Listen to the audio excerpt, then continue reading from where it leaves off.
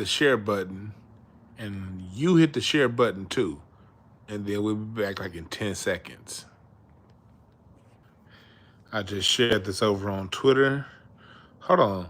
Let me share it on Facebook. Down long to share, but come on in here.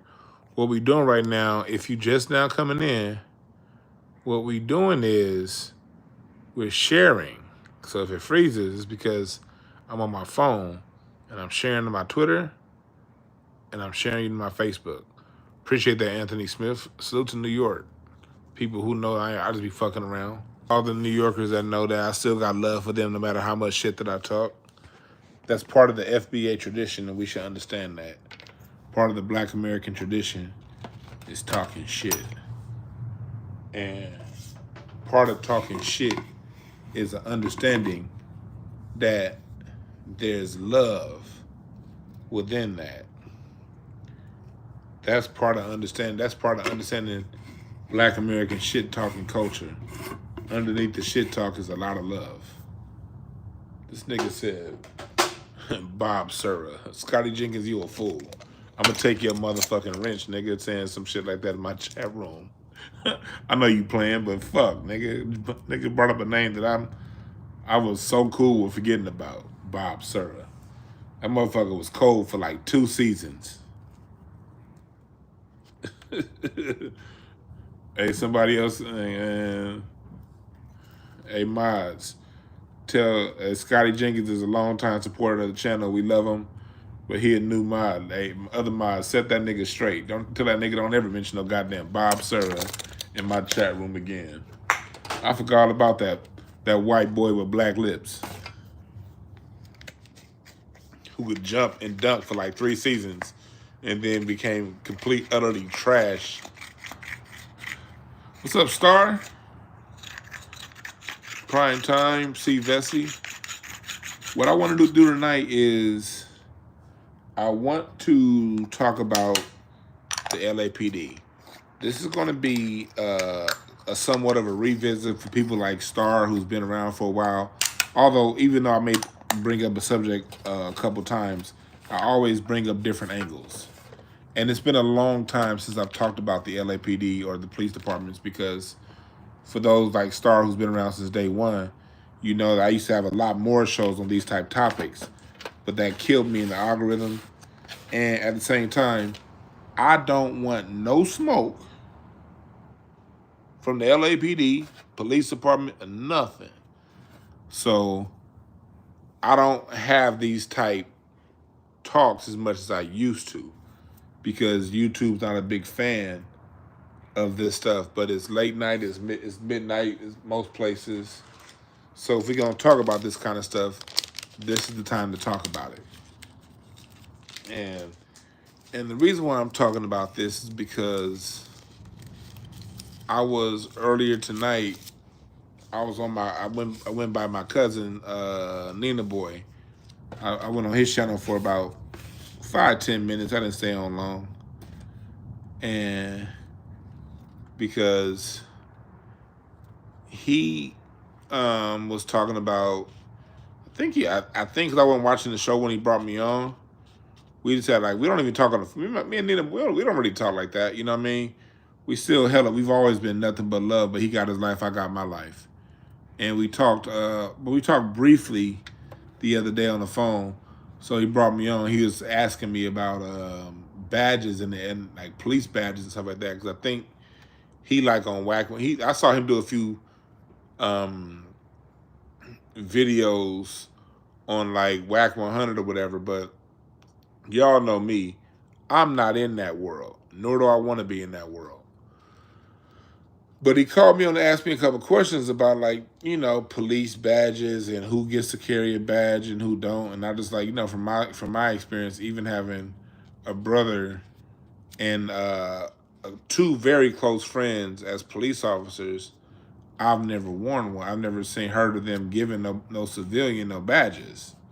Them police niggas be very serious about their job. And even if the police niggas your own goddamn brother, them police dudes got their own fucking world. So I went on and I was talking about that. I was talking about that, and I got in talking about, y'all know me, I'm always gonna talk a bit about a little bit about the history of things, and I don't want to get in that whole whack 100 world and no jumper and all that shit that's going on with them LA Hood podcasts. I do not want to be involved in that world. Although I do listen to those podcasts from time to time, because it's good to know what's going on in your city, But that's not my world. I'm on the scholarship side of the game. You know what I mean? I'm not on the gang side of the game. I'm not on the exposing the police side of the game. I'm on the regular ass citizen side of the game. So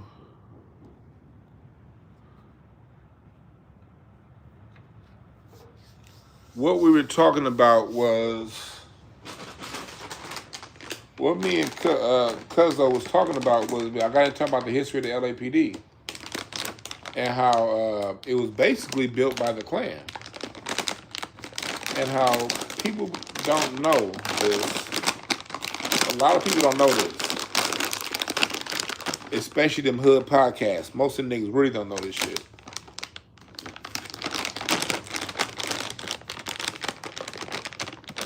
And if you go back to my interview I did with Judge Joe Brown, we talked about this. The city of LA maintained peace for 18 months between 1966 and 1968. Right after the Watts riots, there was only one murder in South Central LA. One for 18 months. And only a handful up through 1971. There was complete peace. And a major reason was during that time, most of the police department was black. Check that. Most of the police department that patrolled South Central LA was black. And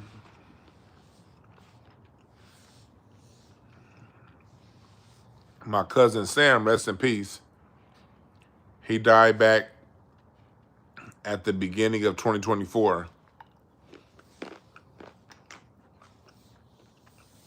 He was a black LAPD officer from 1968 to 1988.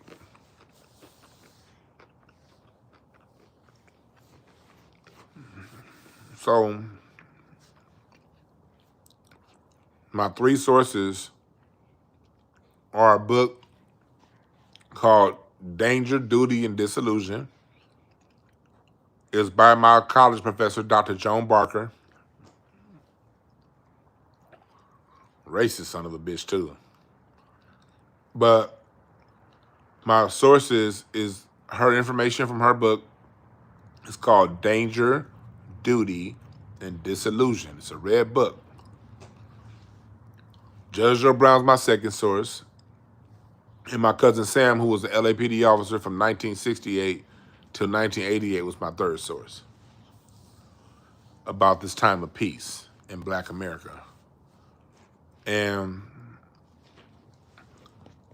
also a fourth source, there's a documentary called by Bone, the dude that Suge Knight ran over.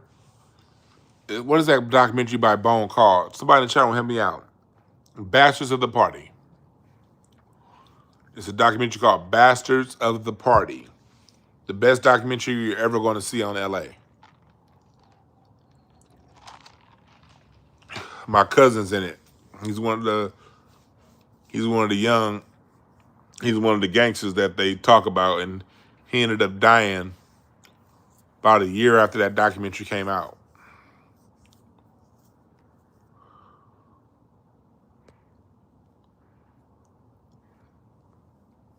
Yeah, Sloan Barker.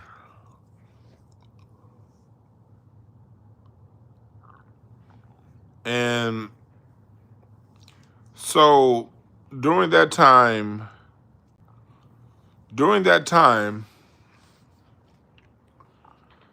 there was complete peace in South Central LA. And a major part about the reason why there was peace was because after the Watts riots,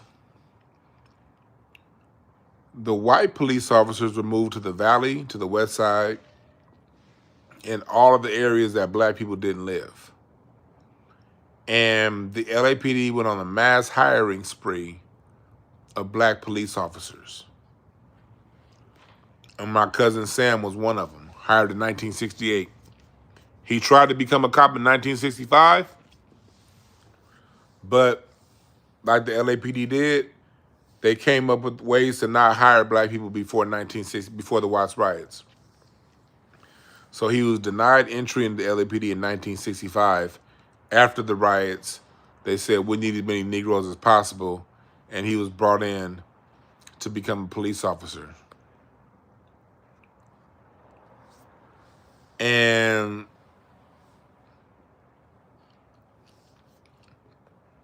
during that time, you had real community policing to where the police will walk down the street. You had some in patrol cars, but your other ones, the when they called beat officers back then, they actually were beat officers. They walked through the neighborhood. They weren't always in cars. So they were personable. So they helped stop a lot of crime before it started. The second thing that happened, on top of having black police officers, there was opportunity. Your Slausons, all your businessmen, all the black gangs were down offered job opportunities and education opportunities. UCLA was damn near free, and Judge Joe Brown was a recruiter for UCLA.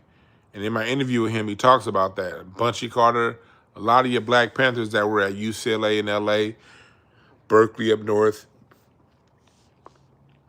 they actually went to get an education. So, gangsters went to college, and they have vocational jobs available for those post from 1965, 66 to about 71. There was a lot of opportunity open for black people. And Dr. Randy Short talks about this on some interviews we have up on Patreon. How basically by 72, 73, they cut the spigot off. But from about 65 to about 71, that was a period that there was a lot of opportunity for black people, jobs, and if you have a job, education was free and cheap. So the combination of jobs, education, and black police officers led to only one murder in South Central LA for 18 months, and only a handful of murders through 1971, up until Nixon created the war on drugs. So that's how we gonna start. That's how we gonna start. Now, let's go back. How did the LAPD get built?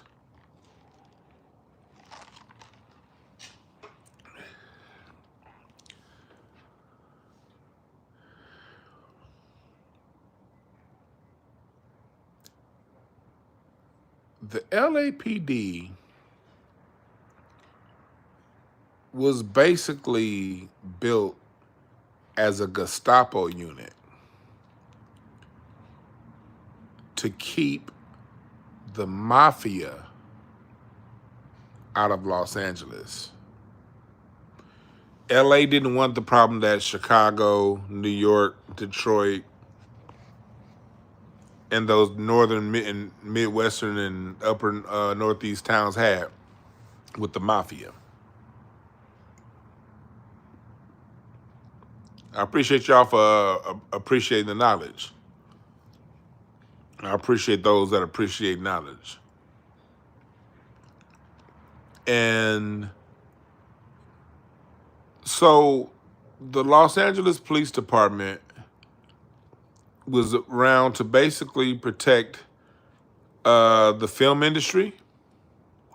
When the film industry moved out here in 1910, I think it was, 1910 or 1920. Excuse me if I'm off by a decade. It was either 19 or 1920, 1910 or 1920 when the film industry moved out here. But LA was the wild, wild west. you know, and the mafia tried to make its way out here in the 20s and 30s, Prohibition during that time. And they did have somewhat of a foothold. The LAPD was, the city of Los Angeles was not about to have the mafia running shit. So the LAPD was built to basically be the mafia of LA, allegedly.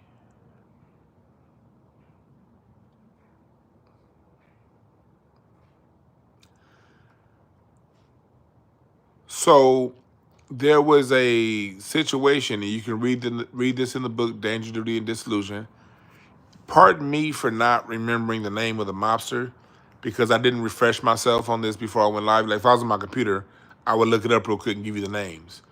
But I'm on my phone, and I didn't do any kind of refresher. This is all off the top of my head, this memory from a class I took 25 years ago. But basically, what happened was there was somebody that was sent, I think, by Al Capone out of Chicago. The LAPD basically beat that dude within an inch of Ben Siegel. The LAPD basically beat that motherfucker within an inch of his life and sent him back on the train back to Chicago. And the LAPD, it was Mickey Cohen. Okay. I think that was right, Mickey Cohen. I think it was him. I think you're right. So when you're dealing with the 40s, the 30s, and the 40s, and the 50s, you're basically trying to rid LA of the mafia. Sunset Boulevard, so on and so forth. The LAPD became the unit that did the shakedowns. Paul Wilson, you say you manual arts class at 72? My dad was manual arts class of 71. My dad and Sam Watson. I don't know if Sam Watson went to manual with my dad. I think Sam went to manual. I think my dad left, said Sam left. But Robin Harris was at manual arts at that same time. My dad grew up with Sam Watson. I saw Sam this past weekend. Salute to Sam Watson. He the only nigga that called me little anything. He called me Little Red. You Morningside class of 99. I'm Westchester class of 99. So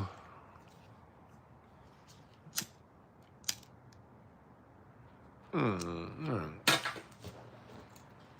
this lighter tripping. Hold on, this lighter tripping. I got some more butane. Hold on.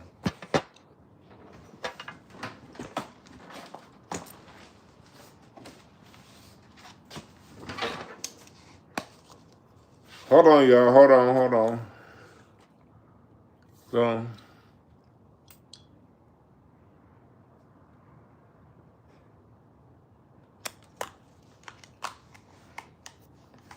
I need to light my weed. Fuck all that. All right. This could be done, though. This lighter's probably done. Actually, I got this lighter from like oh, nope, it's not done. This is one of the lighters I jacked. It's a weed bar over in West LA, over in Beverly Hills, Hollywood area. It's a weed bar. I took this lighter from there about a year ago. All right, back to what we're talking about. So, the LAPD became a Gestapo unit, and it basically rooted the mafia out, and the LAPD became the unit that did the shakedowns instead of the mafia. So, how the LAPD was built That's how it started. And then Chief Parker took over. And under Parker's reign, the LAPD used to send, and before Parker, even before Chief William Parker, my memory draws a blank. I know the police. I see the image. My memory draws a blank of the police chief before Chief Parker, because it was Parker and then Daryl Gates. But the police chief before Parker, I'm drawing a blank to his name, but he's the one that actually started a lot of this stuff before Parker got there. But Parker was the one that really exacerbated it and pushed it through. No, Daryl Gates came after Parker. What Parker did was they sent leaflets and pamphlets down to Alabama, Mississippi, Arkansas, Texas, Louisiana. For Klansmen, they preferred you to be over 6 feet tall.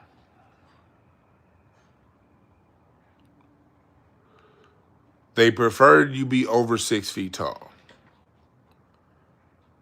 and white. And what they did was, if you wanted to become an LAPD officer, they provided you a train ticket, and on top of a train ticket, they gave you a clothes stipend and a housing stipend until once you got in the academy, you were put on salary, and you could start, turning and become a police officer. Yeah, Dorner's manifesto was real. For me, and I encourage y'all to read Dorner's manifesto, but I already knew everything in that manifesto. Like, there was nothing I learned in his manifesto, because I've known police officers from the LAPD for years, and I've studied them. All Dorner's manifesto did was, for me, it proved what I learned in college and from family members. My cousin Sam, rest in peace. It just proved what they had already told me. But I do encourage you guys to read Christopher Dorner's manifesto. Down to that, when he mentioned a couple officer, this lady named Officer Tingarides, and she possibly can become police chief. I can see them angling to make Tingarides the police chief. I've had a personal interaction with her at my last job, and it wasn't good. When I worked at my last job, she was talking about some community policing. I was in the street, and literally the day before we had that meeting, I had gotten pulled over by the LAPD on Imperial and San Pedro, and I got pulled out of my car and put on my hood while I was on the way to Locke High School to deal with a kid that was in gangs about handling this candle and not getting involved. I'm literally on the way to work with children in the streets, and I got pushed out and harassed. And it just so happens, like, the next day, Officer Tingarides had a meeting, like a LAPD community meeting at my job, and she's with this white officer, and they're talking about how it's this and the media this and the media that. And I raised my hand. I'm like, yo, this happened to me yesterday by yo officers. And she was one of the people that was in Dorner's manifesto so, and I don't wish any harm on that lady. I don't want no harm on no police officers. Like I said, my brother's a cop. I don't want no harm on no police officers. We just talking turkey, okay? And so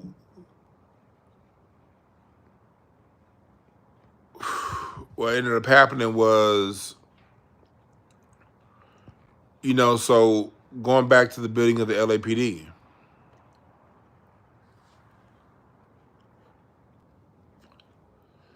the LAPD was built out. That's why I don't take none of this stuff personal. These are systems at work right here. These are systems. And so the LAPD was built out by Klansmen over 6 feet tall that were white. And they were brought here to attack the mafia.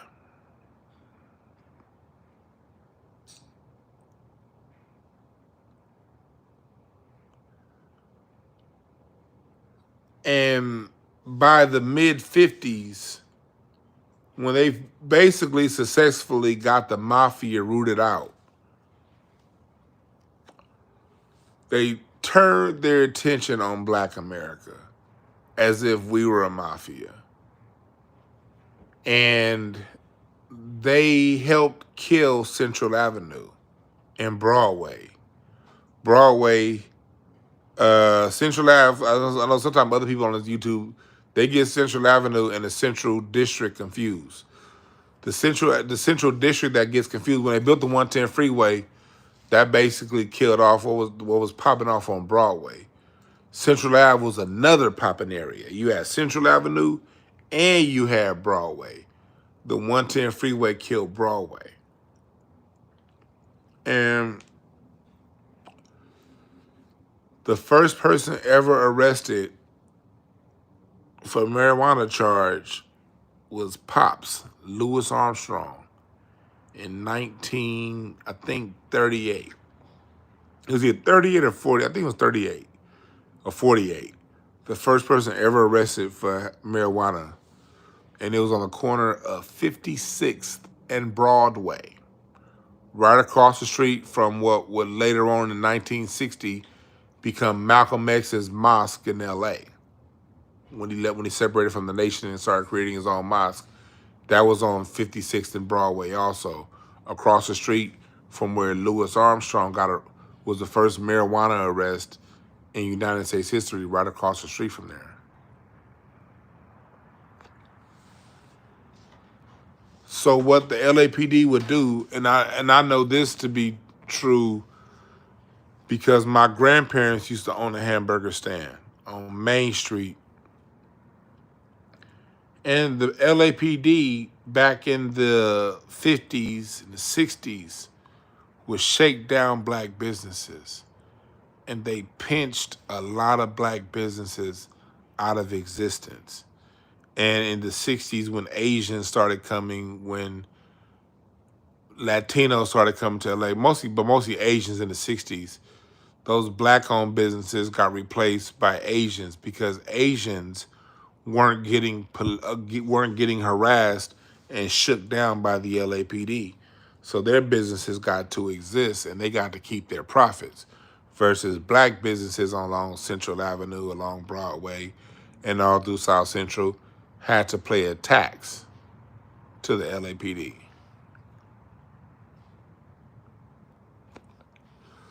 So this is the LAPD that created a lot of conditions. These are the conditions that the Watts riots were born out of.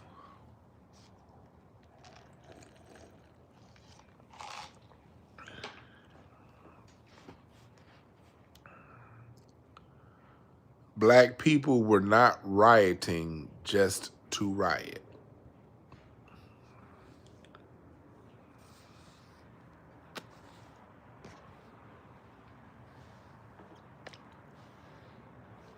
Quick commercial break.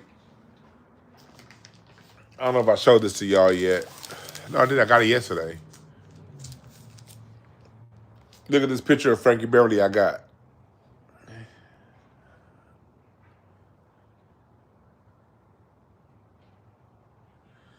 Y'all watch 5150?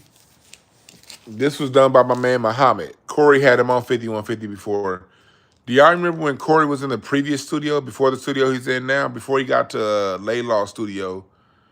Do y'all remember that picture Corey had of himself painted in the back when he did the repo show? I remember Corey had that picture painted of himself in the repo show. That was painted by Muhammad. And Muhammad used to actually spar with Muhammad Ali. If you're from LA, he's the guy. If you ever come to comedy shows and stuff in LA, you'll see Muhammad selling incense. But he's also a painter. And he made this. I saw this last night at the Improv. I was at the Improv last night. I saw this. I was like, oh, hell no. I got to get that. Hell nah. Let me get that. So I bought this off of him last night. I'm proud of this. Y'all see me. I bought this one back here behind me. Y'all know I bought that when I was like 18. I bought that one when I was like 25. I bought that Funkadelic one like a couple years ago. I love the artwork of the legends of black people. I love us. I love us.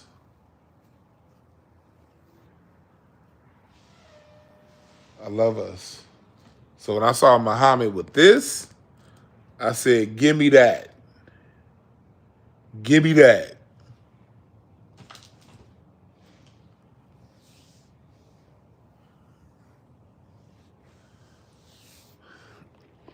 But back to what we're talking about. Back to what we're talking about.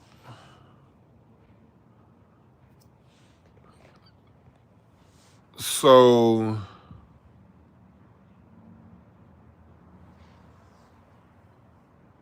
that is, you said Johnny Cochran represented your people. That's what's up.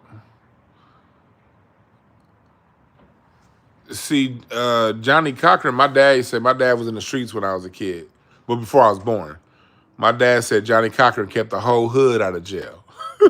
My dad was like, all the players, all the hustlers, all the people that was making money on the streets, they all hired Johnny Cochran back in the 70s. I remember my dad telling me that story when OJ happened. When OJ hired Johnny Cochran, my dad was like, Johnny Cochran? We was like, huh? My dad was like, man, Johnny Cochran kept Tootie Reese out of jail. And my dad started going down the list of hustlers and players and that Johnny Cochran kept out of jail in the 70s in LA. This was long before OJ. I'm looking at my dad like, Pops, you must have been a player, man, because you raised a square. I'm a straight up square. I'm a square like my mom's a square. My mom be looking at my dad like, y'all was bad. My mom always said shit to my dad.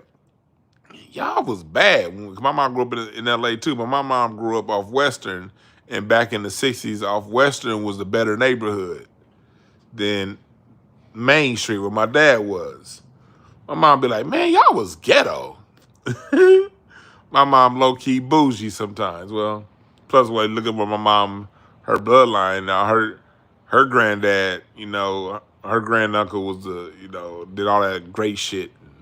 Anyway, that's another story. But my mom, to this day, she be clowning my dad. Like, y'all was ghetto as fuck. To this day, my mom, like, I was with my parents on the 4th of July. My mom was like, Dwayne, you niggas was ghetto. But my dad, all my dad's friends, all his hustling partners was kept out of jail in the 70s through Johnny Cochran. You say your mom two-boy shot? 75th and Crenshaw, that's what's up. See, I had a lot of family off 75th and Crenshaw, too. My Uncle JT, he was an eye doctor. He had a house that was the backyard was basically Inglewood Cemetery. I think Uncle JT was on like 73rd. You would get to his house off Crenshaw, and his backyard was the Inglewood Cemetery.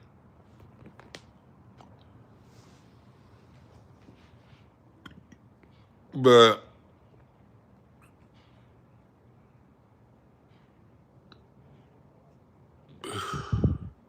yeah, Victoria, yep. That's where my Uncle JT was. I had a couple uncles that was on the Crenshaw side. My uncle's son, Ella, Uncle's son was born in 1915. He helped build the Baldwin Hills Crenshaw Mall, the Macy's, and the Broadway. He came up with the formula for plaster, but the white foreman took the credit for my uncle's formula for plaster that he came up with in the 1940s while he was helping build the May Company in the Broadway on the corner of Crenshaw and King. Back then, King was called Santa Barbara Boulevard back then. They lived off 74th and Western. And I went to 74th Street Elementary School for a little bit before I went to Coliseum Elementary.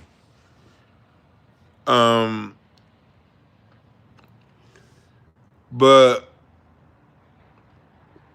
back to what we're talking about, LAPD. This is the makings of the LAPD. A place that after they successfully chased the mafia out of LA, they turned their attention on black businesses and helped to destroy black business. All throughout Broadway, Main Street, San Pedro, Central Ave, South Park, all those places. You went to 54th Street? A lot of my friends went to 54th Street from Westchester.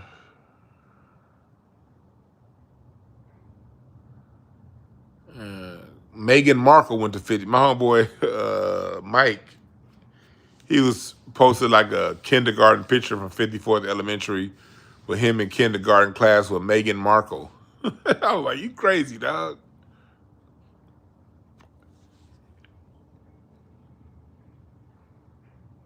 But yeah, Meghan Markle went to elementary at 54. A few of my friends at Westchester, that she's like in their kindergarten and first grade class photos.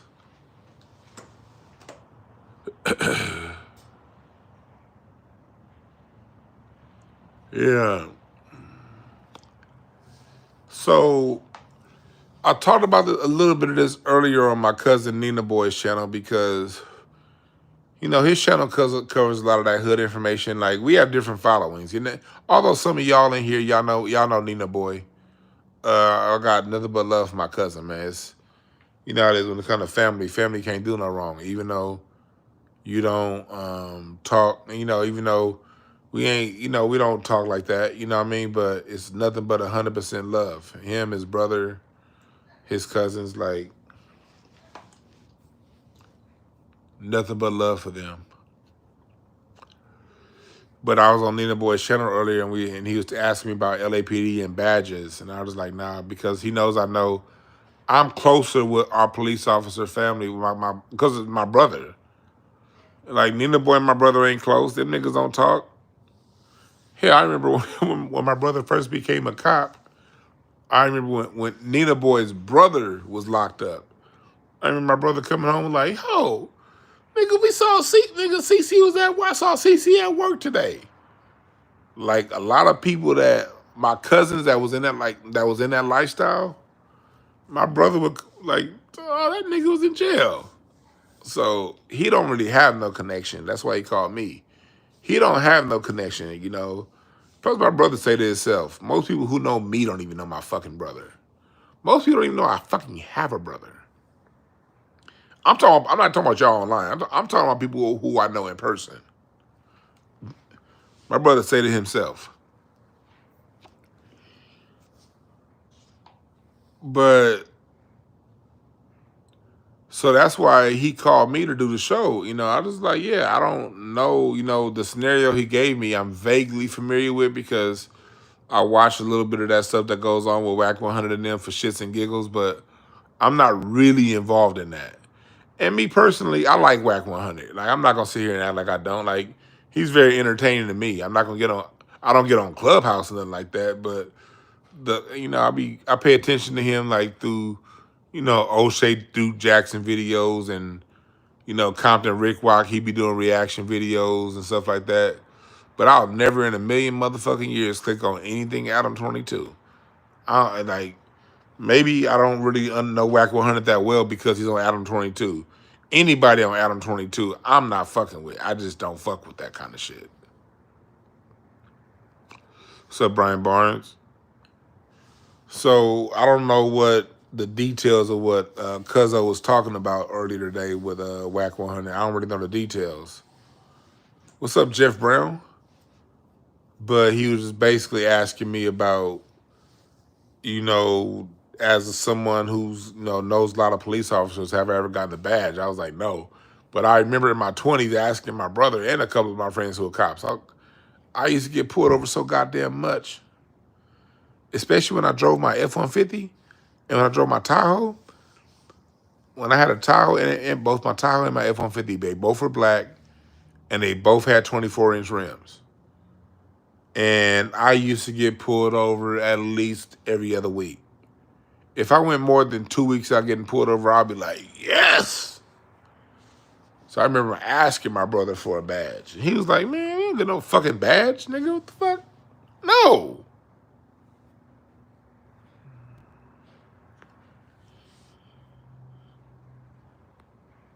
You said 73rd and Gramercy?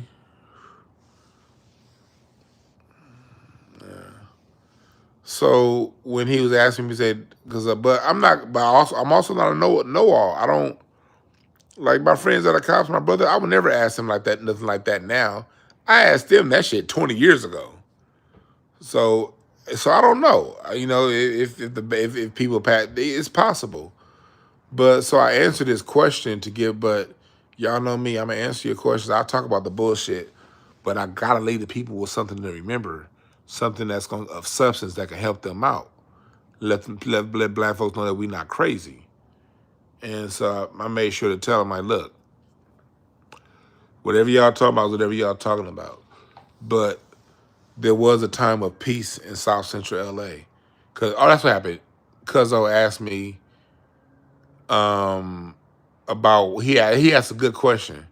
And I gotta give Cuzzo credit, he's a good interviewer. He had some good questions. He asked, what did he ask? I'm gonna paraphrase his question because I don't remember exactly how he asked me. But he asked me, why is it that basically they make it harder for black police officers? Because what he was saying was, he was like, you know, people he know was turned down from the LAPD because of their ties to the streets. And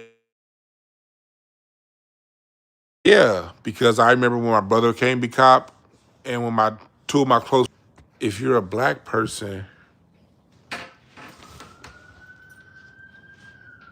we here?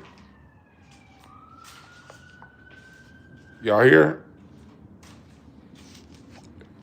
Let me know if y'all still here. This shit showed I was offline for a second. Let me know if y'all still here. Say something in the chat if y'all still here.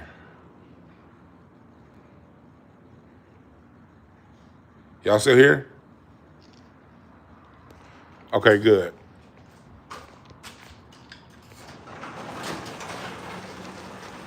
I'm just gonna sit closer to my Wi-Fi. I finally, a quick caveat. I got my new internet. I just haven't installed it yet. I said fuck AT&T, and I went back to Spectrum, but I just haven't installed it yet. Hopefully, when I install this new internet, everything be good. AT&T ain't shit. He said, watch out for the skunk. Right, mister. Right, I'm watching out for that skunk. But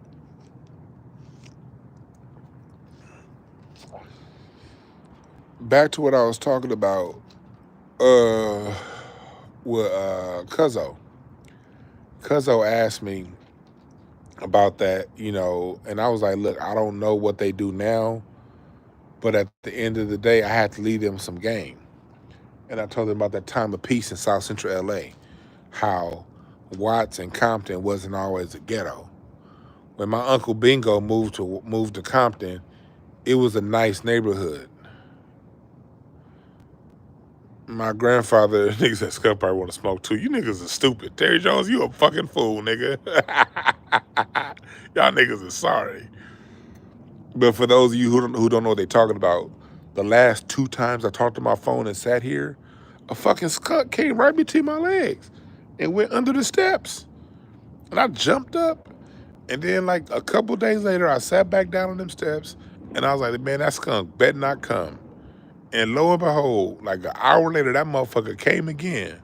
So if y'all wasn't here, if y'all see the last 2 lives that I did from outside, you're gonna see the skunk. And if y'all laughing at me, fuck y'all. Fuck anybody laughing at me, nigga. Fuck you. Fuck all you niggas laughing at me. Fuck anybody laughing at how quick I jumped up too, nigga. I was scared. Nigga, you would have been scared too.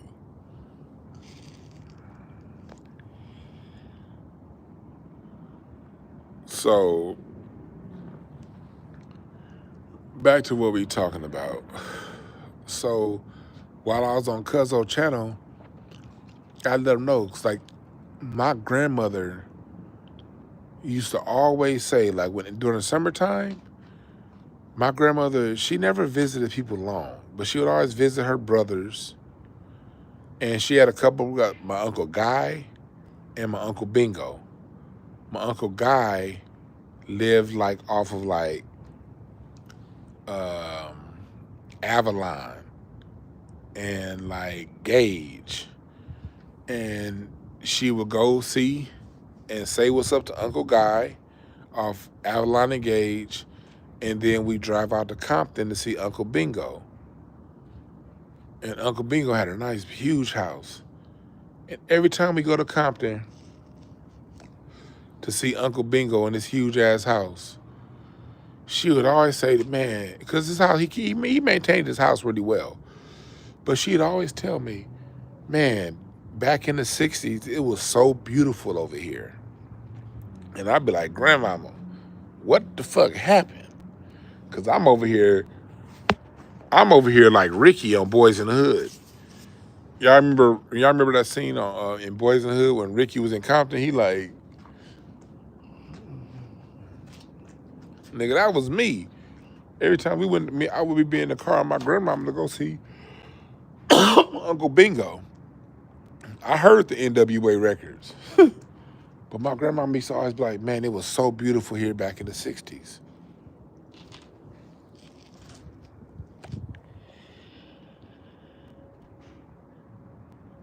You say your brother lived on 101st and McKinley? Woo, shit. Your brother lived there back in the 80s and the 90s. That's a real one right there. 101st and McKinley. Jeez. I know 101st and McKinley. That's right off Century. Right near Avalon. So, yeah, me too, Robert Trailer. So I said that to say, when I told my cousin, the ghetto was created. It's not a natural environment. When black people naturally move to LA, of course, when you're around poor people, they're going to be poor people crimes wherever poor people live, no matter what color the poor people.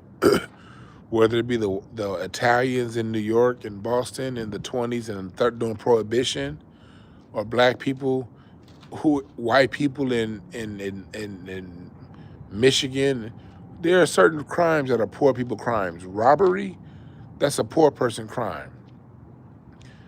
Not having the, like, exploding and responding with murder over somebody feeling disrespected, that's a poor people crime. Stress on top of stress on top of stress on top of stress equals combustion, no matter who it is.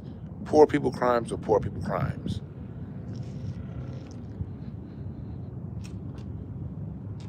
But although poor people crimes existed in the 40s and the 30s and the 50s, these neighborhoods still were not ghettos. They weren't ghettos.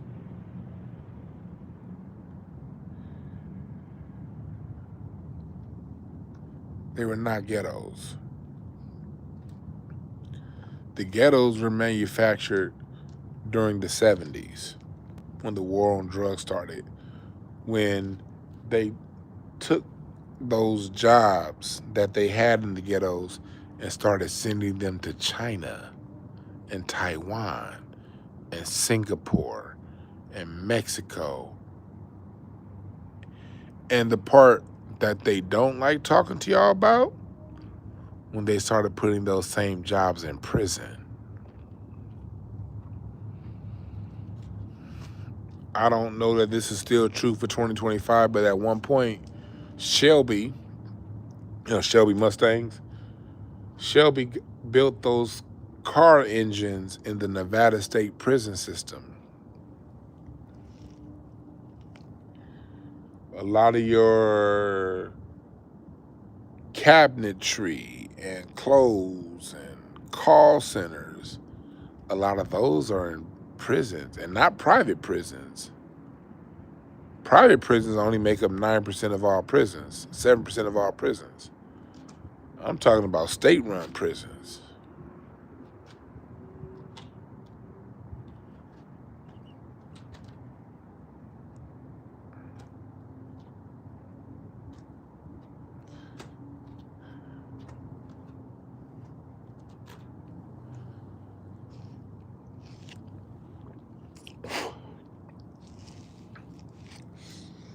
That's how you know you a smoking and drinking ass nigga, where you can hold your phone and smoke and drink out the same hand. But I don't drink and bullshit. I drink and talk the real shit. Everything I'm talking about, you can look up.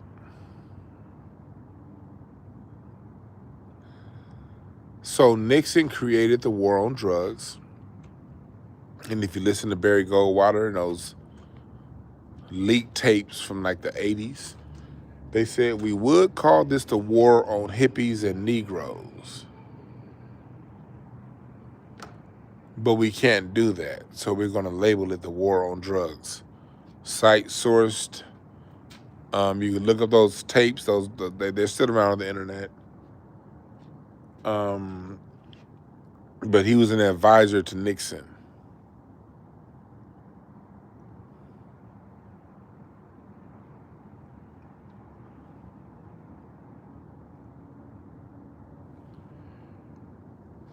And so Black Americans were targeted.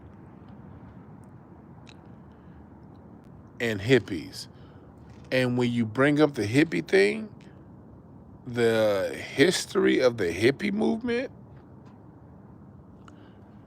that's why as Black people, we have to stop. That's why I'm so against and speak out so much against, like earlier, what I talked about earlier today with Ricky Smiley and D.L. Hewley.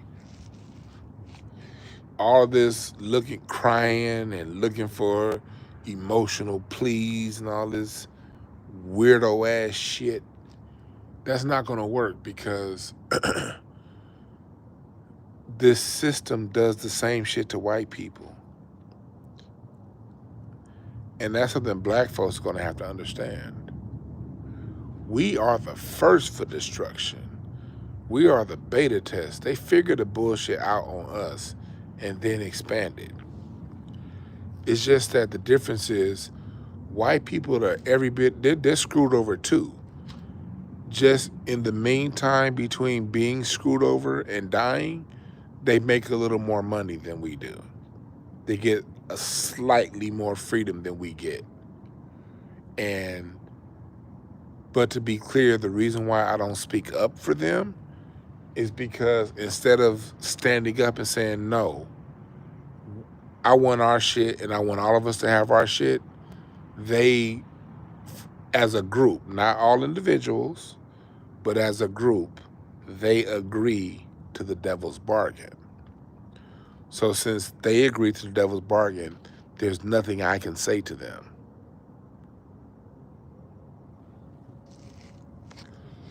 That's just being in integrity with the universe. People make their own choices.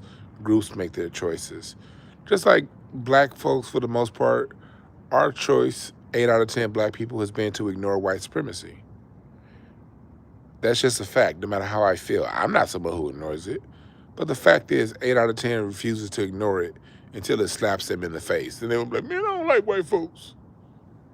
But when it's time to do something about it, they ain't gonna do shit. 8 out of 10 niggas are gonna comply.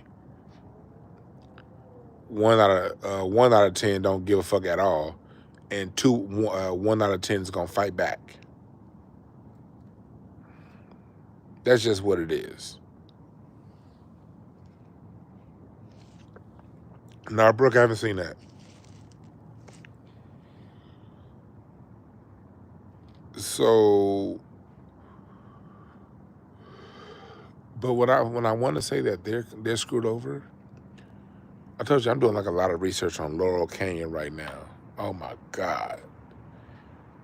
While I'm doing this research, I'm gonna do some Patreons on this. So if you're not subscribed to my Patreon, I'm telling y'all right now, if you subscribe to my Patreon, you might go 2 weeks without a new video.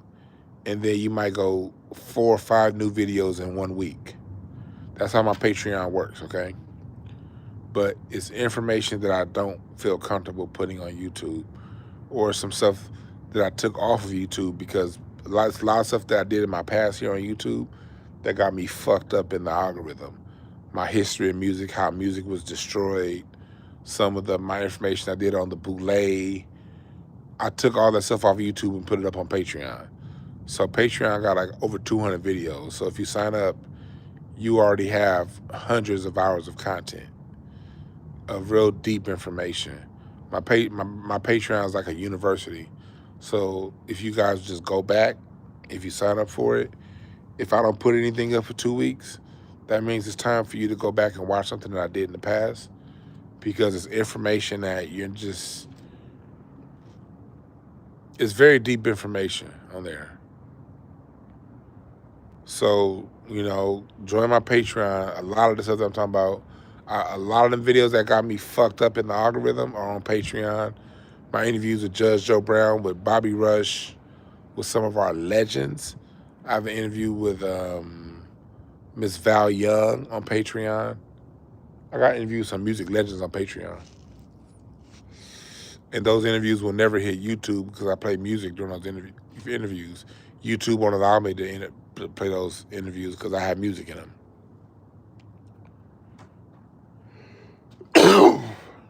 And my interviews with musicians are not regular, but they happen.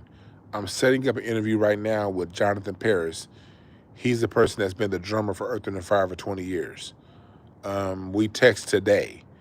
He's out on the road right now doing some work. But sometime next week, I'm going to buckle down an interview with Jonathan Paris from Earth, Wind & Fire. And that's going to go on Patreon. All right. But going back to white folks, Laurel Canyon, people don't understand.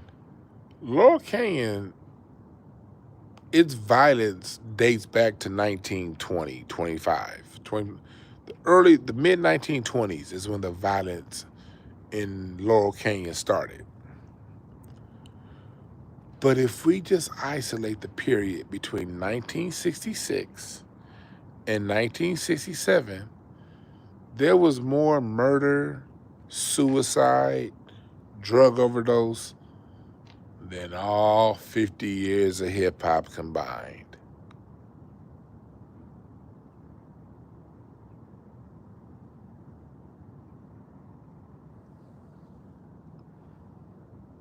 I said it.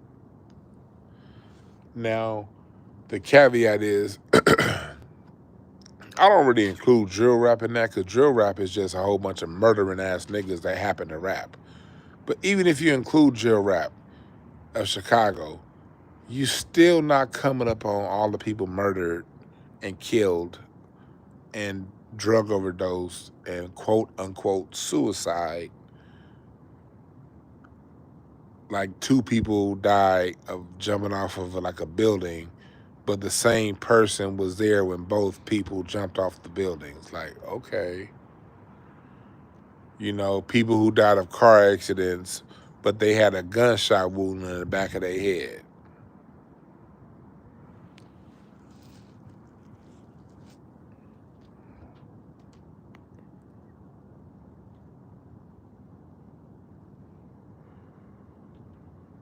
The 4 on the floor murders, the Wonderland murders, Charles Manson. I'm saying that to say that this is their world. This is how they treat their own. Black people don't quite understand this. And I think a lot of white people don't quite understand it either. So the emotional pleas, that's the reason why they can't hear you. Because white folks got a cousin that was fucked over by the police. They got a cousin that was fucked over by the system. They themselves may have been fucked over by the system. The system don't give a fuck about them. But again, they agree to the devil's bargain, so I can't speak for them.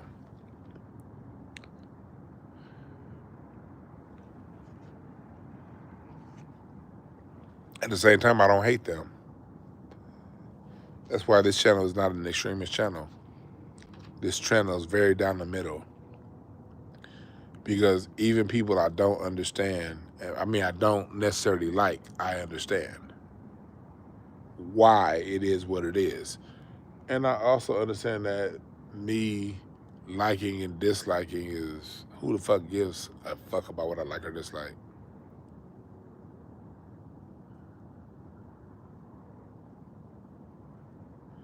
Of course, Palisades has some weird shit going on, Brian. Palisades, do you guys understand? Do y'all want me to go a little bit deeper into the history of LA?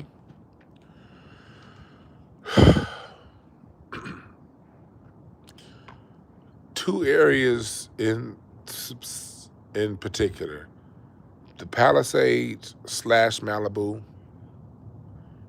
and Laguna Beach. These, when you're looking at the beach areas of California, Southern California, from Malibu to Laguna Beach, these are the areas a lot of your Operation Paperclip Nazi scientists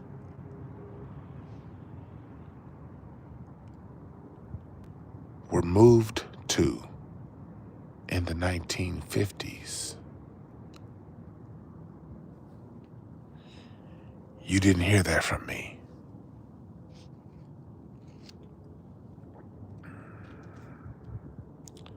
Those who know about Paperclip understand. I don't want my channel to get in trouble, so I'm not going to go any deeper on that. You guys look it up.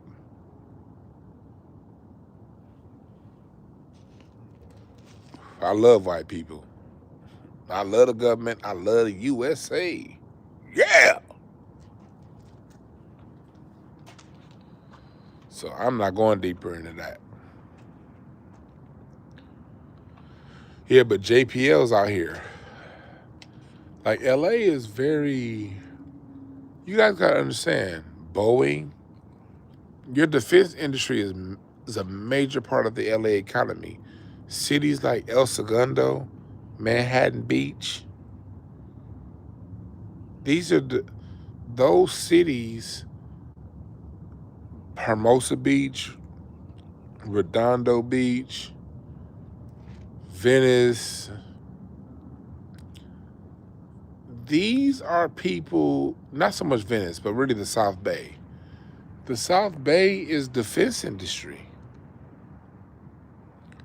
Northrop, over here at SpaceX is here now, but at the SpaceX campus, that used to be Northrop Grumman. The street is named Jack Northrop. You got the 105 freeway, it's 120th, Jack Northrop, and then El Segundo. That's where Northrop Grumman, that's where the B-2 bomber was built, right over here at where SpaceX is now. You got Raytheon.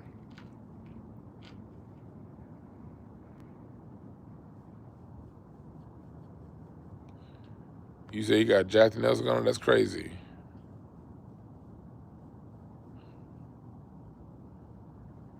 Yeah, the defense industry is a major part of the LA economy. Shit ain't all Hollywood. Aerospace. Aerospace is down there. There's a huge Air Force campus. If you drive down El Segundo, you'll see a huge Raytheon campus. One of my best friends I grew up with, I've been knowing since the age of 3. He's an engineer down there. He's been an engineer at Raytheon now for 25 years. He, he works at Raytheon. I know a lot of people that work at Aerospace Corporation and the Air Force. All that shit's right here. TRW, yeah.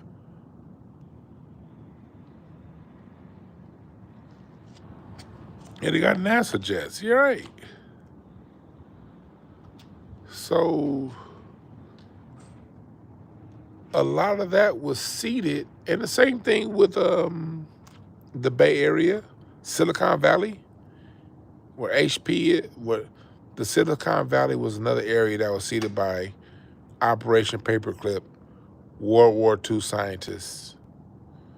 Most of those engineers and scientists moved here to California. Both Silicon Valley and the coast here in LA.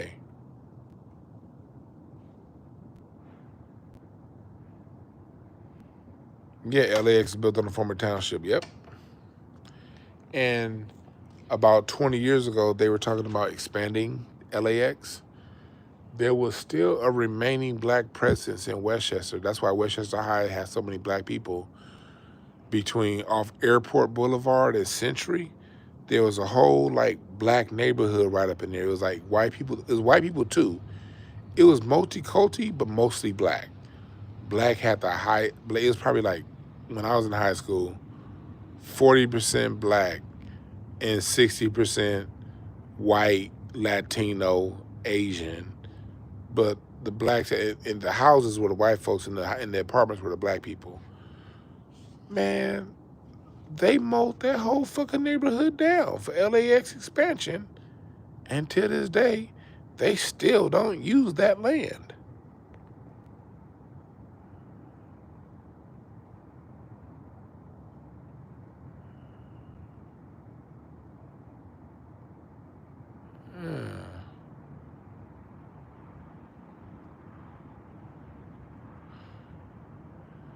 So it's like, oh, you said aerospace? Yeah, aerospace is huge down here. Yes, yes, yes.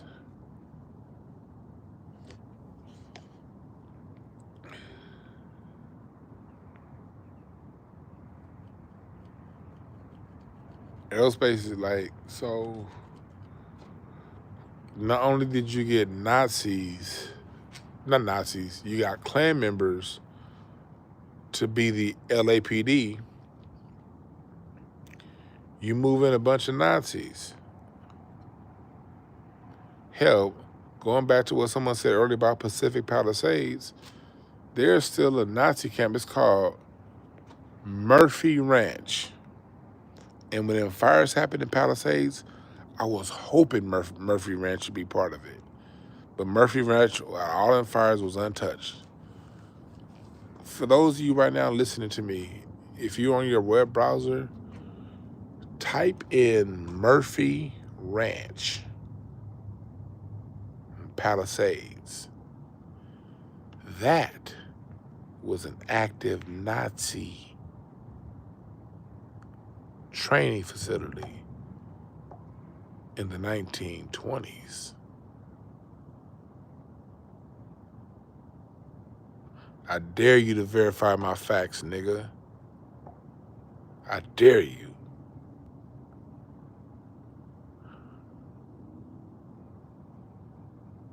Murphy Ranch.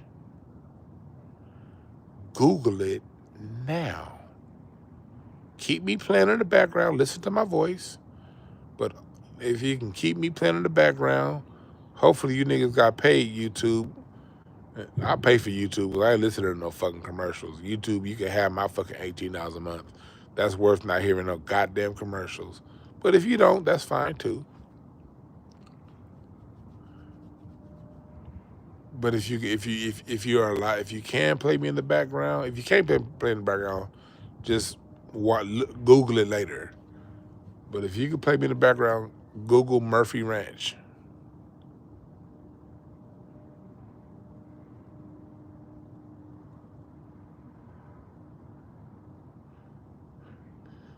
That ranch was actually active with Nazis during the time of World War II. And is still around. Now, it's closed down, but it's still people there.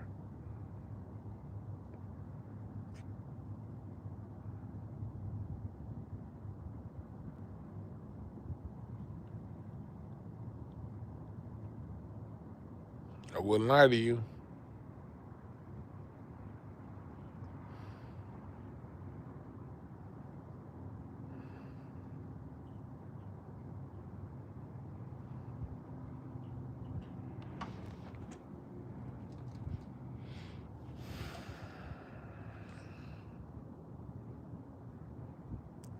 Yeah, you said Ace of Bills on the base in San Diego shaped like a swastika. Yep. That's a fact, too. What's up, Dana Dorsey? Y'all say what's up to Dana Dorsey. Dana calls in, but she never really talks that much.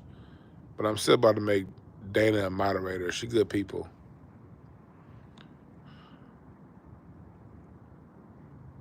Dana's somebody I met in person. A very dope human being.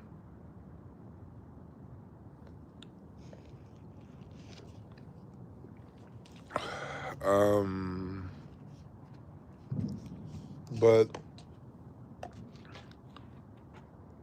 so this is the history of the LAPD. This is the history of LA. This is why, like, and let me say this real quick. If this isn't you,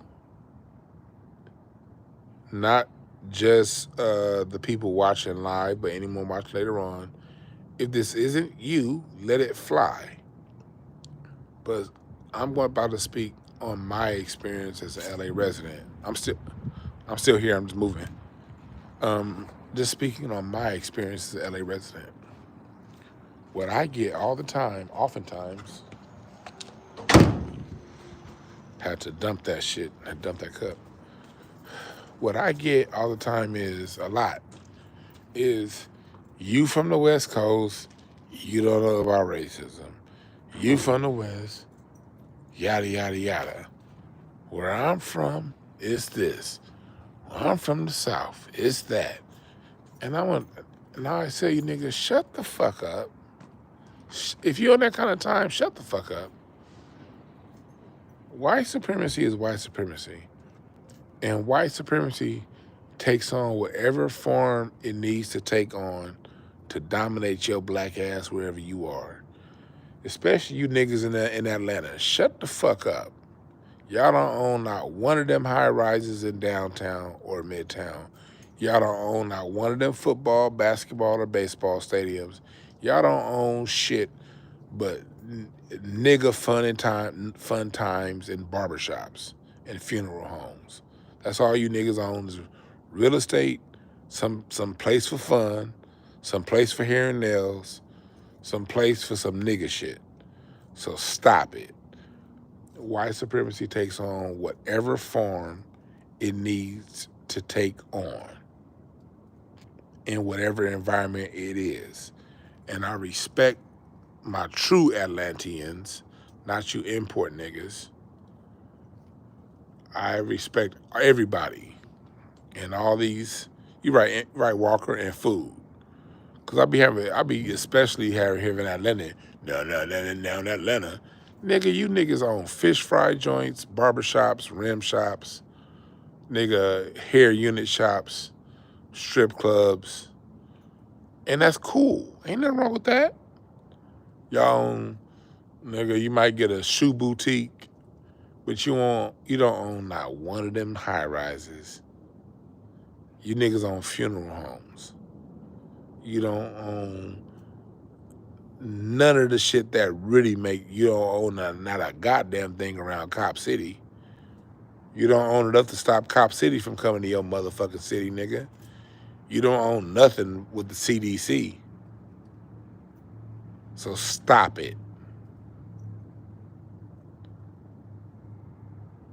But back to what we're talking about. White supremacy takes on whatever form and shape it needs to take on to exist in this environment. And those of us here on the West Coast, Oakland, Bay Area, LA, we deal with something different than y'all deal with down south. Down south, y'all got something called numbers that we don't have out here. East Coast, Midwest, Whether you live in St. Louis or Charlotte, there is another black town not too far away. Few hundred miles, max. If you live in the South, no more than 75, 80 miles. There are black people that can. So how you guys are policed, if you're on the East Coast, if you're in D.C., if you're in Virginia, if you're in Pennsylvania, you ain't far from New York. New York ain't far from Boston.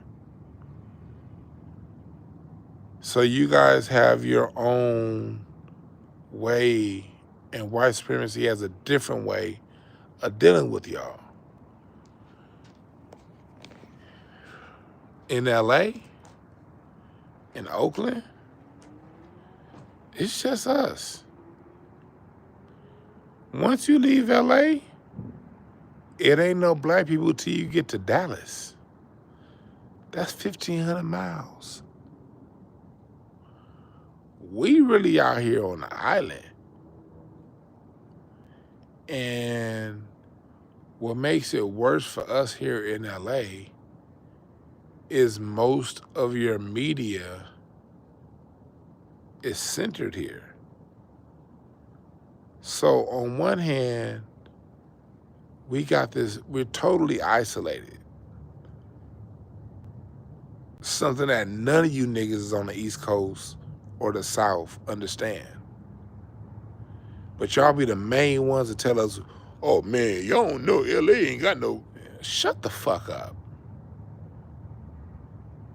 We're isolated out here. And we have a media out here that controls the narrative for the world. If I got in my car right now, it's 12:35 a.m. Pacific Standard Time. If I got in my car right now, I could be in Hollywood by 1 a.m.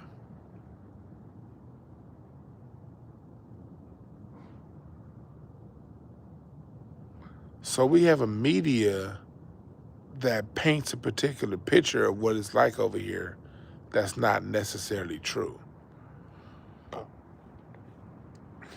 But the human is predisposed to believe what it sees. So when the rest of the country sees a lady, they see palm trees and beaches. And when they see pictures of the hood, yeah, you'll see palm trees when you watch snowfall. We got Vegas, but Vegas is just the last 15 years. And the reason why I don't really count Vegas, because Vegas is just a place niggas had to move to because they was kicked out of LA and Oakland. I feel you, Dana, but you know how it is, Dana. LA, that's just a place that had jobs for niggas to get because LA and Oakland wasn't hiring niggas no more, and we don't want to live in San Bernardino. So cats moved to Vegas. But the Vegas thing is just in the last 15 years.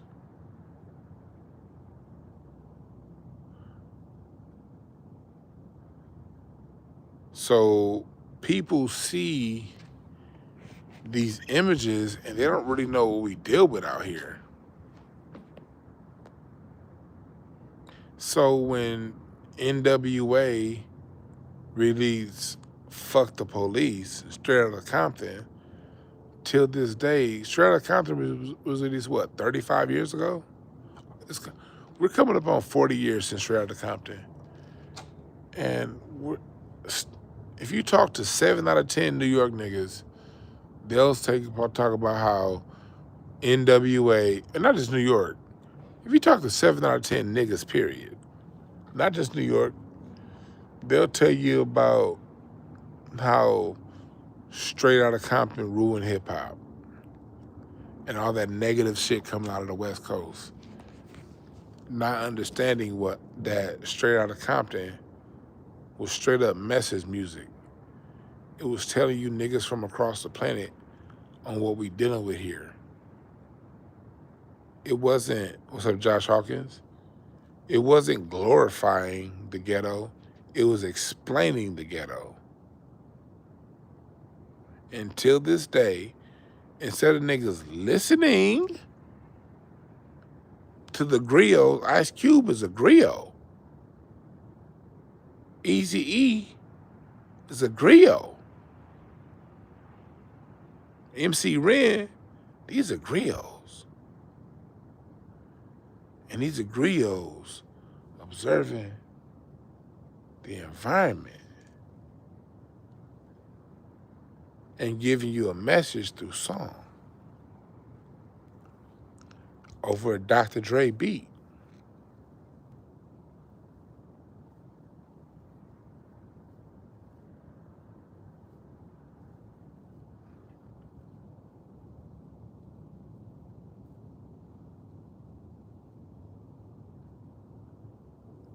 We were telling you, these police officers use tanks to knock in homes. And a lot of the times, they're knocking in the wrong home. And, okay, let's say they knock in the right home. It was the LAPD that put the drugs in the hands of the 14, 15-year-olds.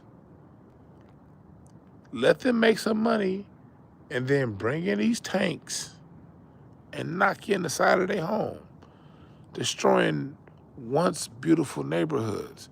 Because, yeah, okay, let's play devil's advocate. This was a notorious gangster, yada, yada, yada. They need to be taken off the streets. Fine.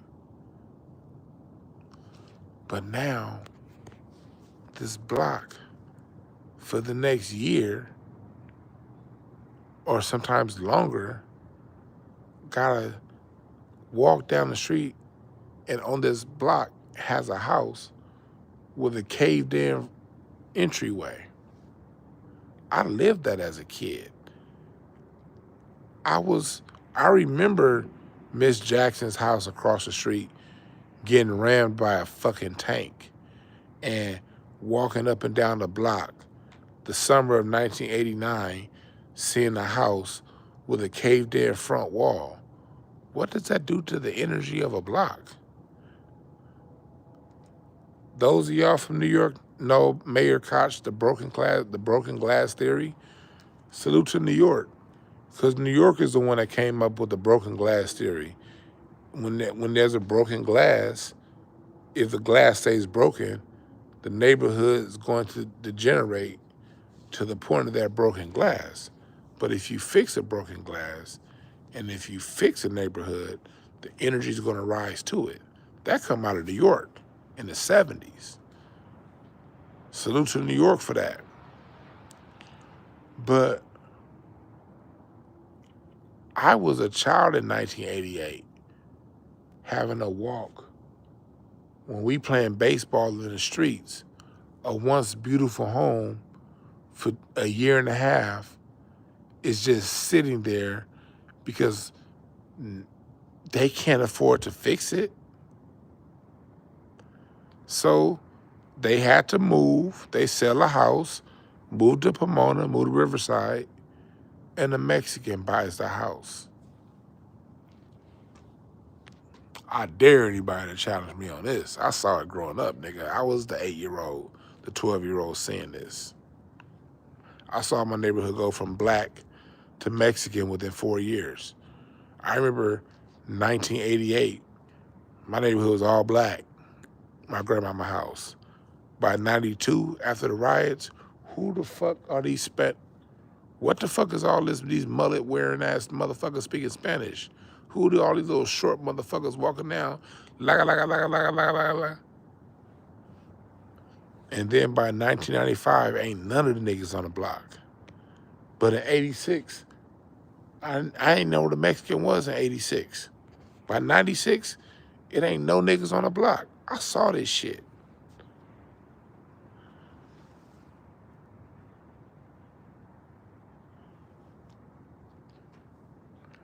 But, and no disrespect to the Mexicans, they were just coming where opportunity was. Again, it was America that offered Mexicans opportunity to come here and get paid. That's why I'll never be racist towards Mexicans. As racist as a lot of them are towards us, they're not a threat to me. I can't hate them as a group. They were jumping on the opportunity that was offered to them. We gotta remember, the United States offered Mexicans these opportunities. We gotta always remember that. That's why you can't hate groups. They took advantage of an opportunity that was offered to them.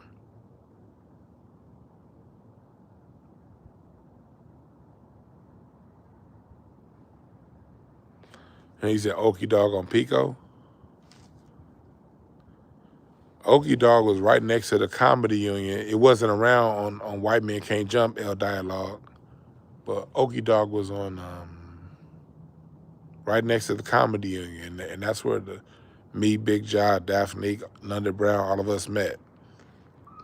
And in 2009, 2010, when we all first started doing comedy, that Okie Dog on Pico was still ghetto as fuck. We used to be doing, I remember one show, I was doing a comedy show there.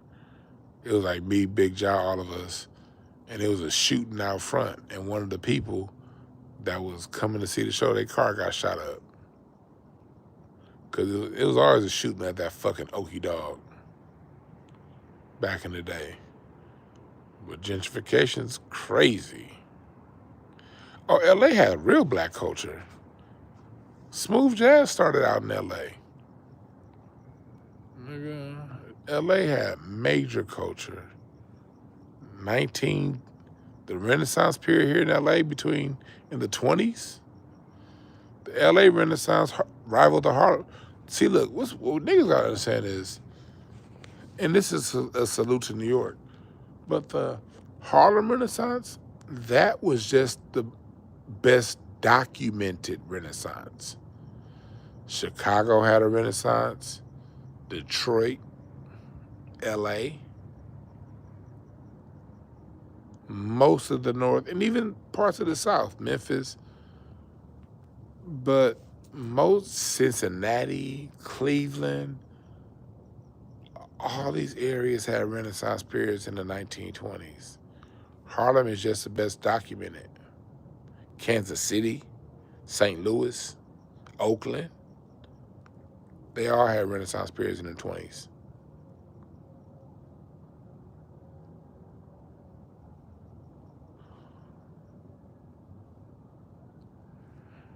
But again, going back to how the LAPD was built, like I told my cousin earlier,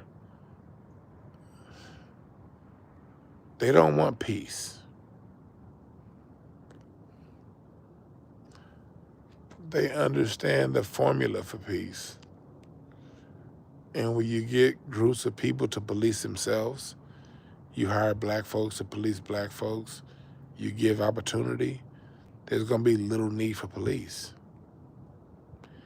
Take away opportunity and install groups of people, whether they be white in the 60s or Latino today, that are hostile towards black people, it's going to breed more crime. And there is no crime. The people who are paid to enforce the law can also be the people who agitate the law. I just say it can be. Maybe I'm wrong. I might be wrong. But who else has the ability to facilitate crates of guns being dropped off in neighborhoods and nobody knows? If you think about it, if you're paid to enforce the safety of an area, but guns can get dropped off and you don't catch those guns before the people do, are you doing a good job?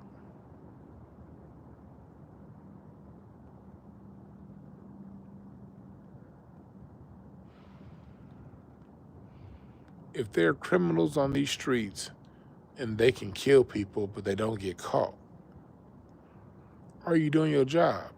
Because I'm born and raised in the hood. We don't like criminals. Live in the hood now. We don't like criminals. Fuck them niggas. Fuck them. If you're a criminal, fuck you too. I don't like criminals. I don't get along with them niggas. Catch them. Us civilians who work every day, pay taxes, want to be the best we can be, we don't like them, throw them in jail. I ain't gonna protect no fucking fool. Get them out of here. But these criminals, y'all can't seem to find the criminals, but you can harass those of us who ain't breaking the law. That's the issue. And that's where albums like Straight Outta Compton come from. The criminals seem to either not get caught or get caught and be right back on the street tomorrow. And the rest of us got to deal with them. And those are the conditions we have to deal with here in LA. And that's why an album like Straight Outta Compton exists. That's why Death Certificate exists. That's why America's Most Wanted exists.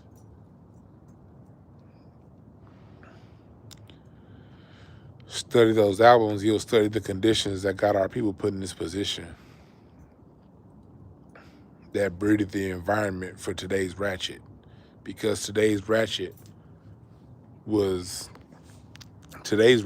is the child of a black man, a black woman who was born and raised in the Straight Outta Compton environment. So when you want to judge these 16, 17, 25-year-old thoughts, ratchets, study the environment that their family grew up in. Straight Outta Compton to tell you what that environment looked like.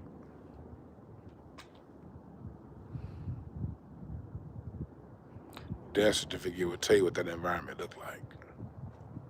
All right? Social engineering is real. It's not conspiracy. If you don't think social engineering is real, go look up the USC College of Urban Planning. Go look up your local university, whatever city you're in. One of the universities has an urban planning department that you can get a college degree in. What is urban planning? Planning is engineering of environments. Why is it that every city in America is facing gentrification at the same time? It's because somebody created a plan for that to happen. There's no way that LA, Houston, Detroit, Chicago, DC, wherever black people live, is under heavy attack. There's no way that doesn't happen at the same time if there's not some sort of plan for that to happen. It's not a coincidence.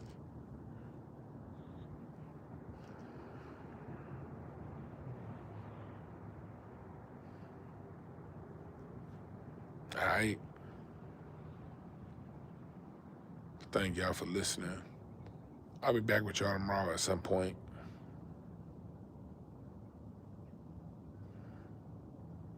Make sure y'all get to the there's an event with Camila Moore coming up. It's in the description.